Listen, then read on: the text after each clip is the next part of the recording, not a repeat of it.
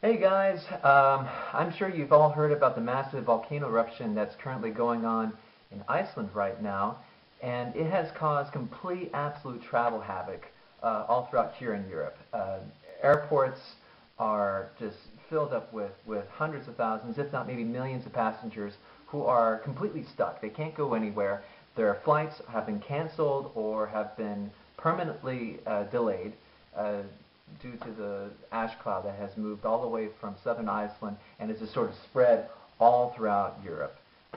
This volcano, and its name is, you gotta forgive me, these Icelandic names, Eyjafjallajökull. Eyjafjallajökull. Whatever, it's a big volcano that's massive and it's spewing lots of ash and smoke.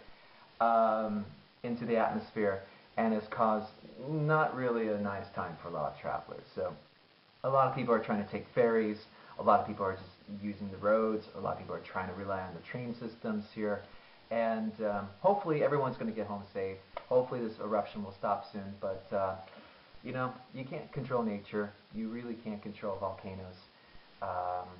You can't just kind of put a lid on Vesuvius and tell it to stop. You know, volcanoes and earthquakes are some of the most destructive forces in human nature, and there's absolutely no way to stop them. All this news that's been coming out of Iceland has really made me think about Iceland. You know the country. I mean, the name Iceland, it sticks to your head, Iceland.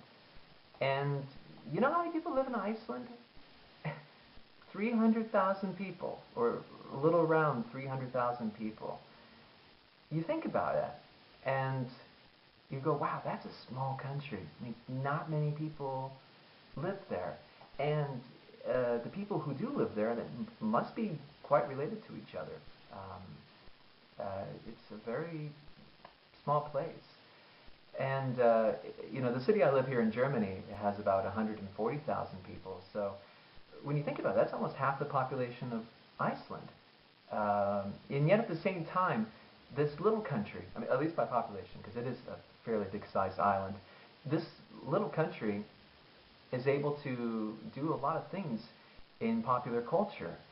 For instance, I just think of popular music. I can think of so many bands that come from Iceland.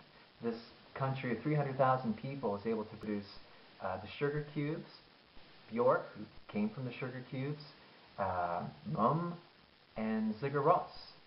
These are names that instantly come out of my head. And you compare that to other island countries in Europe, such as Malta or Cyprus.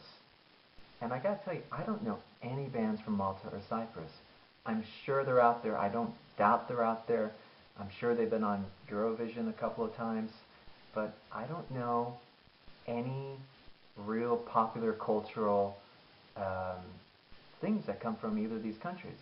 But from Iceland, I can just name it up the bat of my hand.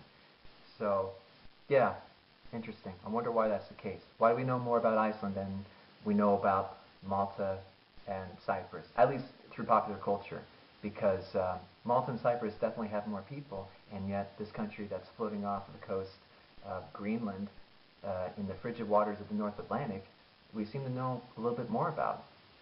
Well, anyways, Iceland looks like a beautiful country. I'd love to visit Reykjavik sometime, but can't get there right now because of the volcano. Oh well.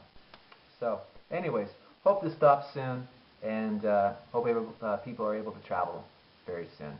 Alright guys, take care now.